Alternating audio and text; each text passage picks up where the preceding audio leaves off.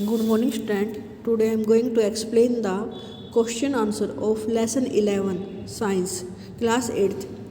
I am going to explain the question number 5. I have already explained. मैंने पहले ही आपको 4 question explain किए थे. Now I am going to explain question number 5 of lesson 11 Science, class 8th. In the following situation, identify the agents extracting the force.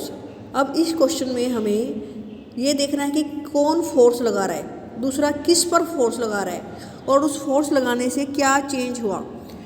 First है squeezing a piece of lemon. अगर आप एक lemon को दबाते हो, नींबू को दबाते हो, तो किसने फोर्स लगाया? फिंगर्स ने.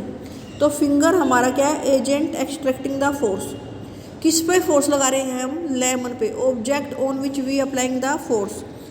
और उसका क्या फ़र्क हुआ, उसका इफ़ेक्ट क्या पड़ा?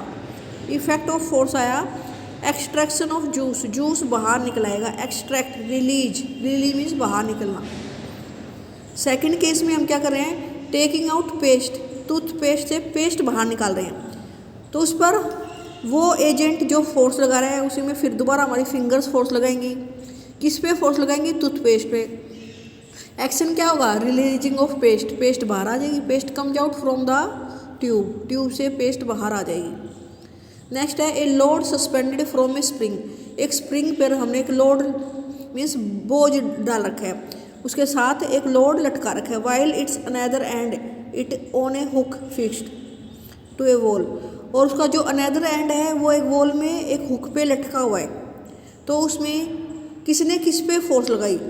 लोड जो उसमें बाहर लटका हुआ है वो एजेंट है, जिसके कारण उस स्प्रिंग में चेंज आएगा. किस पे फोर्स लगा रहा है वो लोड? उस स्प्रिंग पे, उस तार पे. और उसका इफेक्ट क्या होगा? The length of spring increase. वो स्प्रिंग की लेंथ बढ़ जाएगी. ये हमने आपको प्रैक्टिकल भी करके दिखाया था. वहाँ स्प्रिंग बैलेंस रखे हुए हैं, उसके नीचे कोई भी बोझ आप लटका देते हो तो स्प्रिंग बैलेंस खिंच जाता है, तो उसका जो तार है वो खिंच जाता है. नेक्स्ट है an athlete making a high jump. एक एथलीट हाई जंप कर रहा है to clear the bar at straight height. उसको जगह जगह बीच बीच में ऐसे हर्डल लगा देते हैं कि इनको कूद कूद के उसको जाना है. तो हाई जंप वाला एथलीट किस पे फोर्स लगा रहा है? उसने कौन सी फोर्स लगाई? एजेंट है मस्कुलर फोर्स ऑफ लेग. उसके जो पैर हैं उन पैरों की फोर्स लगी, मस्कुलर फोर्स. किस पे लग रही है? Body of the athlete. उसे उस एथलीट की बॉडी पर फोर्स लगी और रिजल्ट क्या आया? हाई जंप, जिससे वो लंबा ऊंचा कूद पाया, हाई जंप कर पाया. तो एथलीट की बॉडी पे फोर्स लगाया लेग्स ने और जिससे वो हाई जंप कर पाया. नेक्स्ट है ए ब्लैक स्मिथ. होता है लोहार. Hammer a hot piece of iron. पहले आयरन को गर्म किया जाता है, फिर उसके ऊपर हथौड़ा चलाया जाता है. उससे क्या इफेक्ट होगा? जो उसने फोर्स लगाया उस फोर्स से it increase the size of peace of iron. इससे वो जो आयरन का टुकड़ा है, लोहे का टुकड़ा है, उसकी साइज इंक्रीज हो जाएगी, बढ़ जाएगी. दूसरा it's change the shape of peace of iron. इससे उस आयरन की पीस की शेप चेंज हो जाएगी, उसकी आकृति भी चेंज हो जाएगी और उसके साइज इंक्रीज हो जाएगा. 2 चेंज होंगे जब लोहार एक गर्म लोहे के टुकड़े पर हैमरिंग मीन्स हथौड़ा मारेगा. नेक्स्ट क्वेश्चन है an inflated balloon was pressed again a wall after it has been rubbed with the piece of synthetic cloth. पहले एक इन्फ्लेटेड मीन्स फूला हुआ बैलून लिया, उसे एक सिंथेटिक कपड़े पर रगड़ लिया, फिर उसे एक दीवार के सहारे छोड़ दिया. It was found that the balloon stick to the wall. तो हमें क्या लगेगा? अगर हम किसी गुब्बारे को किसी चीज़ से, कपड़े से रगड़ के दीवार के सहारे लगा देते हैं तो दीवार के बीच चिपक जाता है, स्टिक हो जाता है. स्टिक मीन्स चिपकना. What force might be the responsible for the attraction. तो किस फोर्स के कारण वो दीवार के सहारे चिपक गया? उसे बोलते हैं इलेक्ट्रोस्टैटिक फोर्स. क्या नाम आएगा? Electrostatic force. फोर्स कई तरह की पढ़ी थी आपने इस चैप्टर में. Muscular force, gravitational force, force of gravity, electrostatic force, frictional force, contact force, non contact force like magnetic force.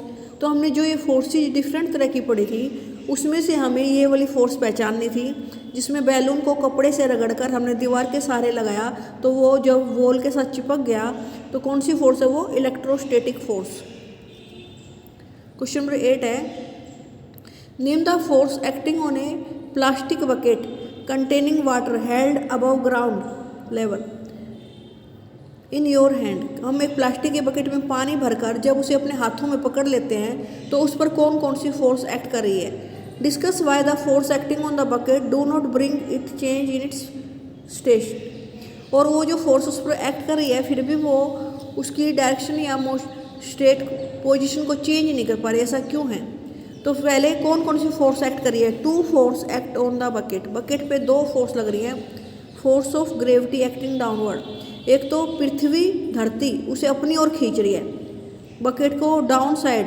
हमारी ये बकेट है, हमने हाथ में पकड़ रखी है, तो उसके एक तो नीचे की तरफ फोर्स ऑफ ग्रेविटी लगेगी, नीचे की तरफ फोर्स लगेगी, धरती उसे अपनी ओर खींचेगी।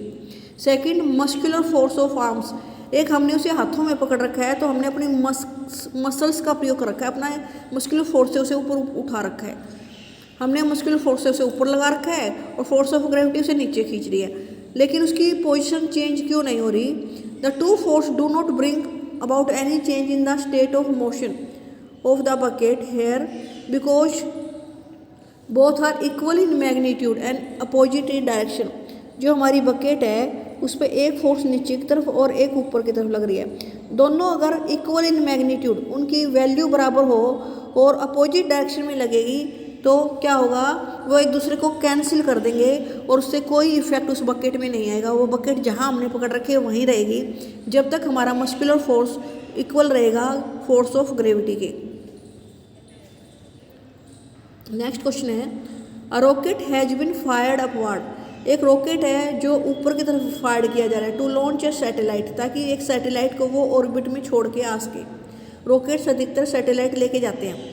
Acting on the rocket immediately after leaving the launching pad, name the 2 force, आपको वे फोर्स लगानी है, बतानी है जो उस रॉकेट पे लगी immediately after leaving the launching pad, जब वो ऊपर थोड़ा सा उड़ गया, यहाँ से उसे लॉन्च किया गया है, उसके बाद उस पर जो 2 फोर्स लगेंगी। पहली, एक ग्रेविटेशनल फोर्स ऑफ अर्थ, जैसे वो लॉन्चिंग पैड छोड़ेगा तभी अर्थ उसे अपनी ओर खींचना शुरू करेगी, वापस आ जाओ धरती पे। Gravitational force of earth which act downward, हमेशा धरती हर एक चीज़ को, जो भी चीज़ आकाश में ऊपर उठने की कोशिश करती है धरती उसे अपनी ओर खींचती है। Second, frictional force due to air, अब वो हवा में है। तुमने पढ़ा था हवा और पानी किसी भी चीज़ को चलने से रोकते हैं, वो फ्रिक्शन लगाते हैं उस पर। तो फ्रिक्शनल फोर्स ऑफ एयर, एक तो हवा उसे चलने से रोकेगी, दूसरे अर्थ उसे अपनी ओर खींचेगी। तो जैसे ही वो लॉन्चिंग पैड छोड़ने की कोशिश करेगा तो gravitational force of earth which will be downward and frictional force due to air, हवा के कारण फ्रिक्शन भी लगेगा उस पर जो उसे मूव करने से रोकेगा, जिसके कारण वो गर्म हो जाता है रॉकेट। अब question number 10, when we press the bulb of a dropper, आपने नाक में दवाई डालते हैं, अगर हमारा नाक रुक जाता है तो हम ड्रॉपर से दवाई डालते हैं, उसके लिए उसके दबाते हैं तो नोजल जो उसके आगे होती है कैप्ट इन वाटर, उसमें पानी है, air in the dropper is seen to escape in the form of bubble, जब हम उसमें दवाई भरते हैं तो तुमने देखे होंगे उसमें से पानी के बुलबुले बाहर आते हैं, क्योंकि उसमें हवा भरी होती है, वो हवा बाहर आ जाती है और पानी ऊपर चला जाता है या दवाई उसमें ऊपर चली जाती है। Once we release the pressure on the bulb water get filled in the dropper, और जैसे ही उस ऊपर का जो ड्रॉपर का हम प्लास्टिक है उसको दबाकर छोड़ देते हैं तो क्या होता है, जो वाटर है उसमें भर जाएगा। किसी भी ड्रॉपर को लो, उसको बल्ब प्रेस करो तो उसमें से हवा बाहर निकलती है, और जब हम उसको छोड़ देते हैं अगर पानी की या दवाई के उसमें डालकर, तो उसमें वो दवाई या पानी ऊपर चढ़ जाता है।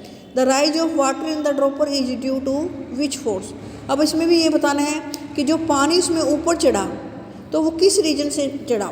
First, pressure of water, water का प्रेशर लग रहा था। ग्रेविटी ऑफ अर्थ, या धरती उसे अपनी ओर खींच रही थी। Shape of A rubber bulb, जो उसके ऊपर बल्ब लगा हुआ है रबर का, उसकी शेप चेंज होगी इसी कारण, या एटमॉस्फेरिक प्रेशर। तो इसका आंसर क्या आएगा, एटमॉस्फेरिक प्रेशर। जो हमारा ड्रॉपर है वो क्या ऐसा होता है, उसमें नीचे जब पानी उसमें ऊपर चढ़ेगा जब हम ये बल्ब है इसको पहले पिचकाते हैं, फिर जैसे इसे छोड़ते हैं तो इसमें ये दवाई ऊपर या पानी ऊपर चला जाता है। जो एटमॉस्फेयर मीन्स हवा का प्रेशर उस टाइम ऊपर से तो इसको दबाने से उसकी हवा अंदर से बाहर निकल गई, लेकिन जैसे ही हमने छोड़ा उसको तो बाहर एयर का प्रेशर ज़्यादा है और अंदर एयर ना होने के कारण कम है। तो एयर प्रेशर लगा रही है नीचे से ऊपर की तरफ। जब वो नीचे से ऊपर की तरफ प्रेशर लगाएगी तो साथ में जो वाटर है जो इसमें बकेट में या बीकर में वो ऊपर चला जाएगा। तो हवा का प्रेशर नीचे से ऊपर की तरफ गया, इसीलिए पानी उसमें ऊपर चढ़ गया। एटमॉस्फेरिक प्रेशर के कारण ही ऐसा हुआ।